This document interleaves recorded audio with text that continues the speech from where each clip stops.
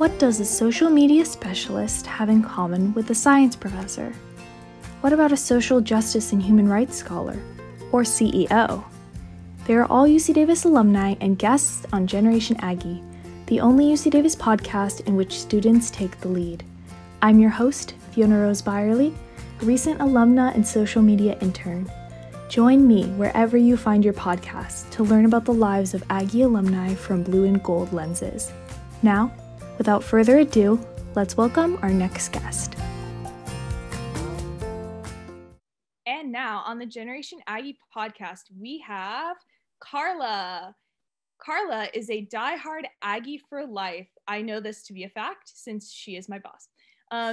She owns every single UC Davis shirt, and you may not recognize her at first, but she's probably responded to you on Twitter. Welcome, Carla. Hi, thanks for having me. So I am Carla Fung, social media manager at UC Davis. I graduated in 2006. I double majored in communication and sociology, and I definitely still use my degrees to this day in this role.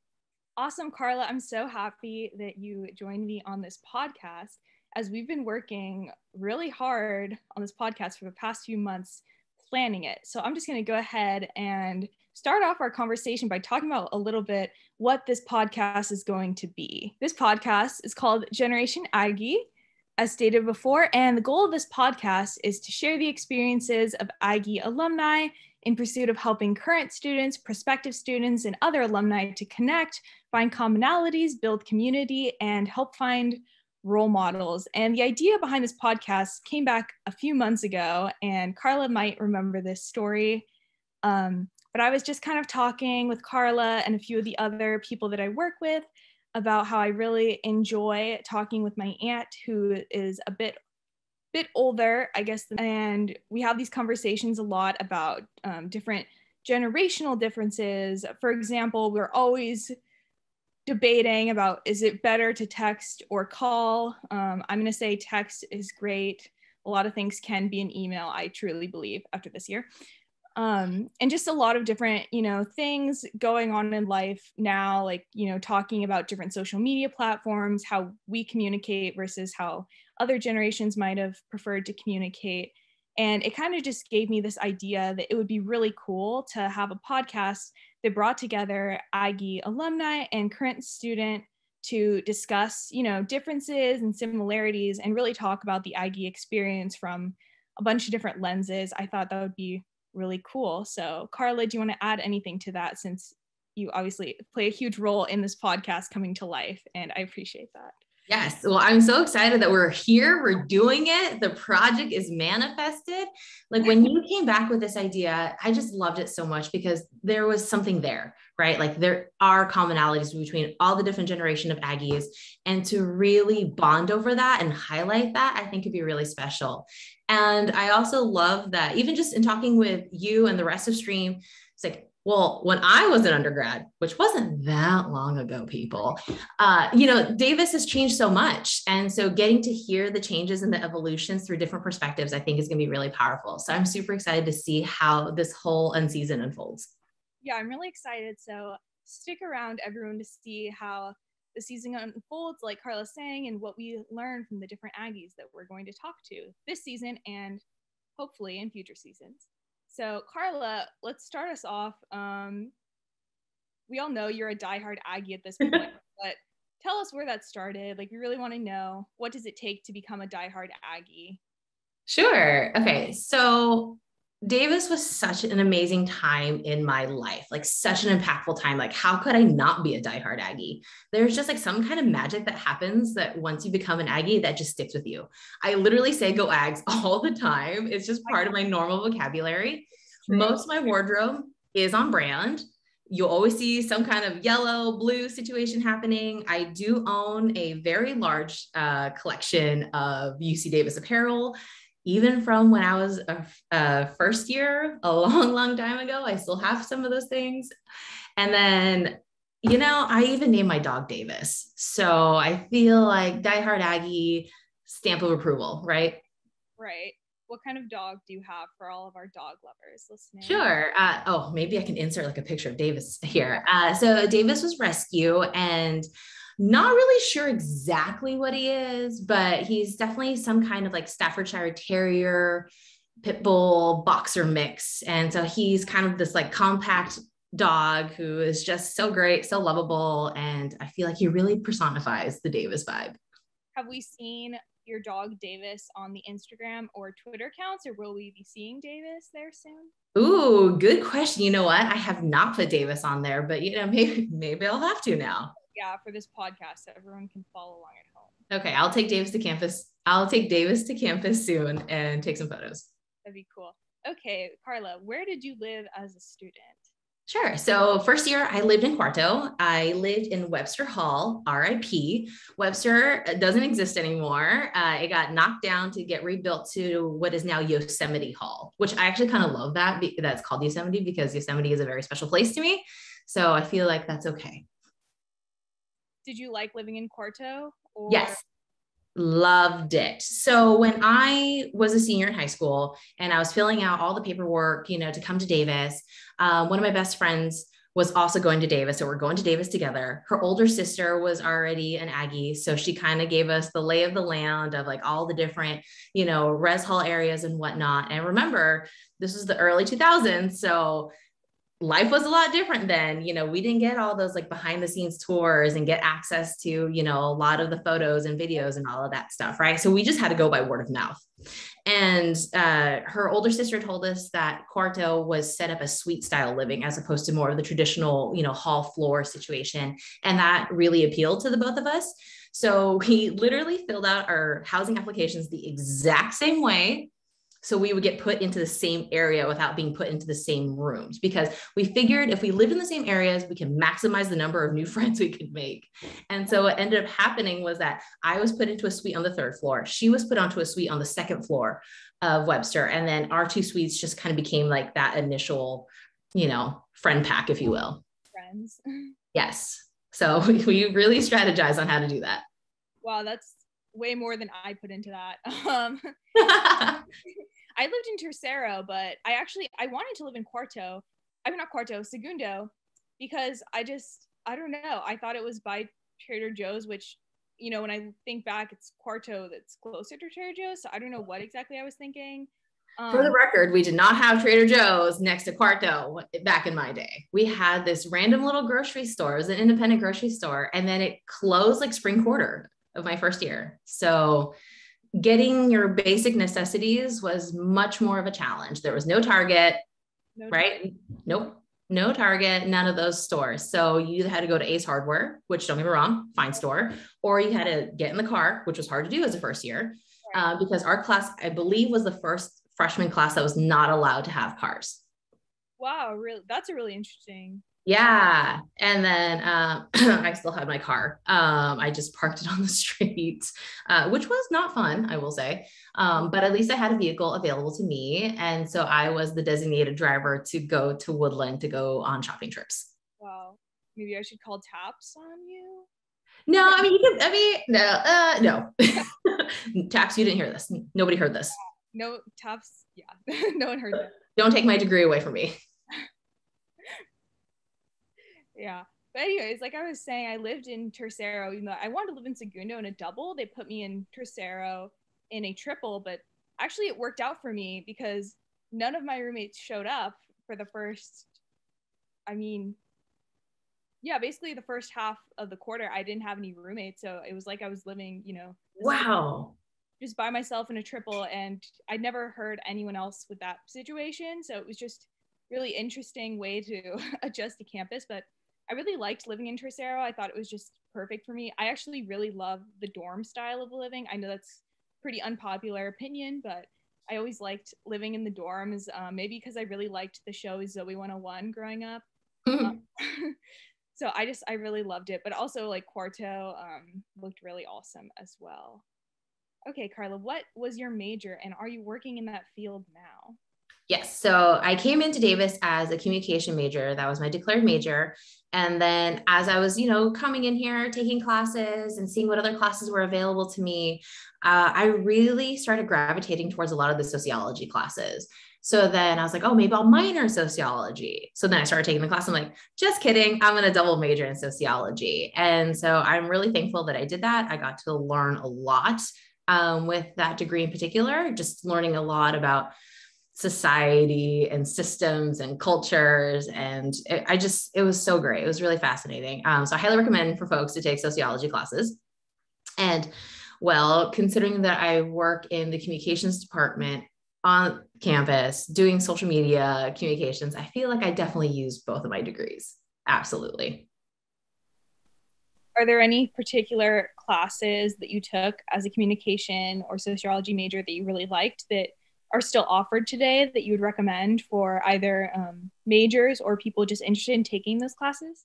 Oh goodness, I would have to double check the course catalog. Wait, there's no course catalog anymore, right? It's just all, what do you call it? I thought it was called the at least when I started, I think it was called the course catalog. Okay. Yeah, I think it's called the course catalog. Okay. I'm going to sound really ancient here because, it was like literally a paper book that we had to go through. But I would say from the communication side of things, I'm not sure if exactly if they're packaged the same way or if the class names are the same, but I really love taking interpersonal communications. I thought that was really fascinating just to learn about, how people communicate on the individual level. There's a lot of really interesting research about about that field or about how interpersonal communications works. And then because it's about interpersonal, you can see how it applies directly. Like you're like, oh, wait, I just did that right now. Okay, cool. So I really liked that class a lot. And there was a whole series about the media, which of course is very fascinating, even more fascinating now today, because the media landscape is so different today than it was back then, right? Yeah. And then for sociology, again, just a lot of the cultural classes like Asian American studies, African American studies, Native American studies, like there are just so many great classes that are offered there that if you have the room and you want to learn more, like just take, a couple of the intro classes. That's good to know. I was wondering, Carla, if you wanted to talk a little bit about your biggest obstacle you overcame during your time at Davis. Sure. Oh gosh. So I will say my biggest obstacle was time management. That was a real swift kick in the pants because you come into, you're in high school, you have your groove down, everything's very structured for you. So you go to your classes, you have your after school, curriculars, you play your sports, whatever it is.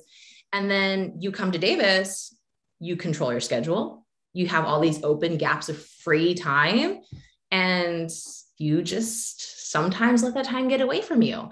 And so, I kind of liken it to being like when you're a big fish in a small pond and then you move into like the ocean, right. It's a whole different ballgame. And that first fall quarter was rough. I learned a lot about myself that first quarter. I learned more about how to manage my time more efficiently.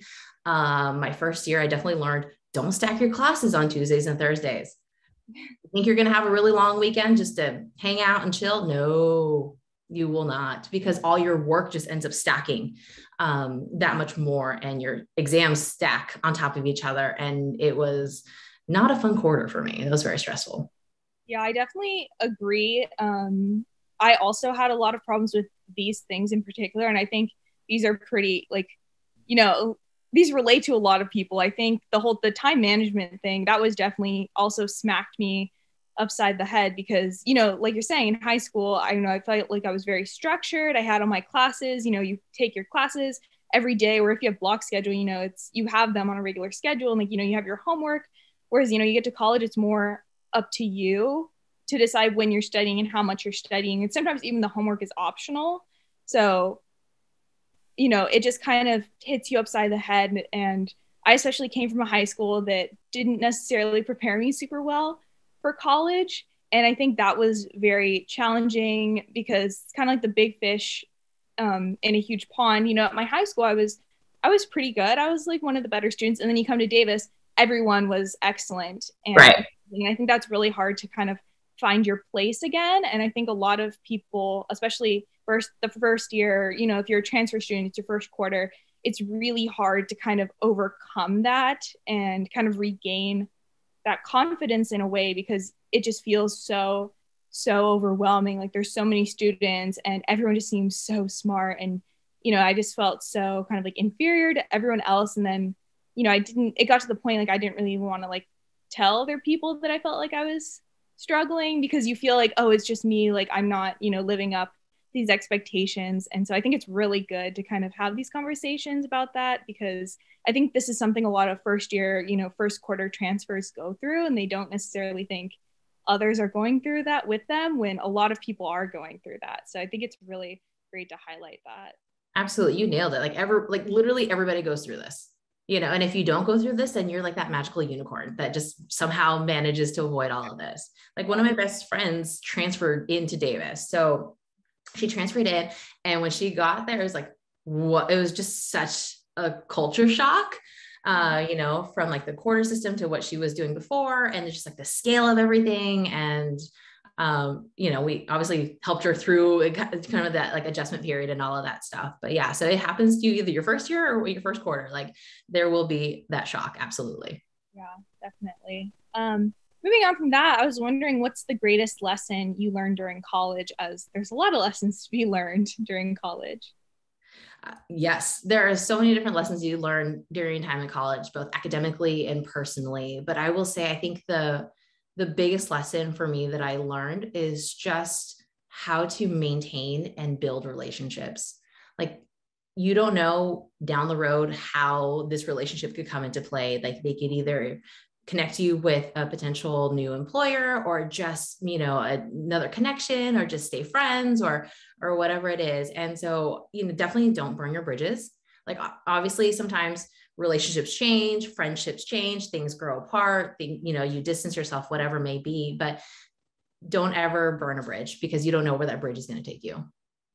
Yeah, I think kind of my own personal spin on this is, when I actually interviewed for this job, I believe you remembered me from 2 years prior to an article I wrote. So I thought that was really interesting, because I didn't really remember meeting you, but That's okay. somewhat positive impact if you remembered me. So that definitely came into play in my 4 years in college, and I'm sure it'll come into play throughout the rest of my life. Yeah. So about our first meeting, we actually met at an event happening at the KVIE studios in Sacramento. So we had this whole like video project that was going on, and you were shadowing Dean Winey. I was. Yeah. And so that's where I first met you. And I was like, oh, look at this student getting to do a job shadow with the dean, going to this big event, rubbing elbows with people. And then I thought, oh, poor student, because you had to take like everyone's photos at that time. There's like these awkward group photos that happened, and I just remember you having to take them. And I was like, I don't know if she really signed up for this, but hey, you know what? This is the life of a dean sometimes. So, you know, there you go. Yeah, I got to snack alongside with Chancellor May, so that was interesting. And yeah, the dean we were talking about is the dean of the College of Biological Sciences, Dean Winey. So I just wanted to mention that for anyone who doesn't know necessarily who that is. But yeah, it's kind of funny. Years later, I never expected to meet you again, but that's same. I was like, why do I know this name? And then just, you know, went down a little rabbit hole. I'm like, oh, okay, cool. I like this. I love that. All right, Carla, I was wondering, what was your most memorable course at UC Davis? I will say, even though I had a lot of great classes, as I mentioned earlier, the most memorable course was by far Techno-Cultural Studies 1, which at that time, I believe this was around 2005, end of 2004, going into 2005. It was a brand new class. And from what I remember, that it was supposed to show the impact of technology on society, right? And like how technology really impacts culture and how things change. And so that was with Bob Ostertag. And it was like the wildest class. Like I never knew what to expect when I went to that class. He always had some different take or different lesson. Sometimes we would review video clips and like learn like how, that video clip could like impact, people and like their decision making and like, or how it would change society. It was just so fascinating. And it's not offered anymore. I believe it has morphed into something else. but I'm blanking on what that is. So maybe we can figure that out later. Yeah, that sounds really interesting. And it's just kind of fun, even though you haven't graduated a super long time ago, it was still pretty recent. It's just interesting how, the courses change at UC Davis. And yeah, obviously like media has changed significantly, and it's just really cool to kind of see how that changed. Right. And just to paint the picture for like where we are from like a, a technology standpoint or a social media standpoint, we basically were coming off of the Friendster era, moving into MySpace. And this was right around the time where Facebook came to Davis, and Davis was invited to be part of the Facebook network. Wow. Yeah. So very different back then. That's really funny to think about now, like where Facebook is now. Exactly. Okay, since we are getting a little short on time, I think we should touch on 2 more questions. Great. So the first one is, do you still talk to your college friends? Every day. Every day? Every freaking day. If I have so many great friends from college that I came into Davis with, that I left Davis with, we have our group chat. I literally said the other day, it's like, y'all, next fall will be the 20th anniversary of us knowing each other. So needless to say, in the last 20 years, we've done a lot of growing together. We've celebrated so many different milestones with one another. So yes, like pretty much like not a day goes by without talking to a friend who went to Davis. And do they live near you, your friends, or do they live scattered across? We're basically scattered across the West Coast, mostly in California. But one of my best girlfriends lives literally 3 miles down the road from me, which is great. Then we have the Bay Area, Northern California, and then Portland. Really cool. It's really cool to hear college friends keeping in touch even after a while, because I think that was definitely something for me. I really wanted to make lifelong friends, and I think a lot of people do. So hearing that you're still keeping in touch with your college friends definitely gives me hope that I'll still be keeping in touch with mine. Yes, I've purchased many UC Davis gifts for a lot of these friends in the last few years. A lot of UC Davis baby stuff, I will say, because that's where a lot of us are in our lives, and like UC Davis kids gear and whatnot. So yeah, I'm a regular at the bookstore. They know your name there. Yeah, they probably do. That's cool. Okay, and our last question, but definitely not the least, I think this is a very powerful question, is what advice would you give to current or prospective students? It can be on anything, personal, academic, anything. Okay, here it is. Because here's a Carla story for you. Don't slack your last year of high school. Just don't. I know it's exciting. You're ready to be done with high school. You have senioritis, but just don't do it. Don't let your grades slip. Just keep on that path that you're on. And here's why.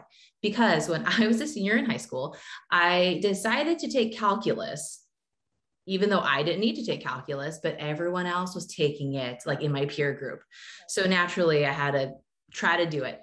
Math is not a strong suit of mine. And so I got a D 1/4 in calculus. And shortly thereafter, I got a letter from UC Davis saying, your admissions is in jeopardy. And I was like, no, like seriously, I burst into tears. I was crying, like my anxiety was through the roof. My heart was pounding. And I just remembered, like, how am I going to get through this? I want to go to Davis. Davis is where I'm meant to be. Like, how can I, get over this hurdle here? And from what I remember, I had to go and get all these letters of recommendations from so many of my teachers, just basically vouching for me and vouching like how much I take on, like on a regular basis with like my workload, like my school load, my extracurricular sports job, because I had a part-time job too. And I remember coming to campus, going into Murack Hall, going down into the basement, which is where the office of the registrar used to be, to hand deliver this letter. And I was just like, even now, like I'm like shaking about it because it was so scary. And then luckily the letters of recommendation and pleading my case worked in my favor. And then it got into Davis. So long story short, y'all, just for any prospective Aggie out there, just keep doing what you're doing, keep your head up and just push through to the finish line. Cause you don't want something like this to really jeopardize, your future. So that's it. And one last one. Sorry. My other last thing to say is just don't be afraid to take chances. Like, it's college. This is your time to like learn and grow. You have so many different opportunities here, both academically and personally, socially, that if you see something random, you're like, you know what? Yes, let's go try that out. Let's go check out that club. Let's go to that sporting event. Let's take a different class outside of my major. You just don't know what will happen. Like, you can get a spark of inspiration. You can meet new people. You can build new relationships and network. Like, just do it. I think that's really, really outstanding advice. And I want to thank you so much today for joining me, Carla, and for all that you do for the UC Davis community and all that you'll continue to do for the UC Davis community. And that's it. Do you have anything you want to say? Last words? Just thanks for having me. I'm really excited to listen to this rest of the season. And of course, go Ags. Go, yeah, that's the end for today. Go Ags. All right, thank you everyone so much for listening. Next time, we'll be chatting with Dr. Marina Crowder, a current UC Davis associate professor and a double alumna. I had the pleasure of taking a biology class with her and can't wait for you all to meet her too. Till then, take care and go Ags.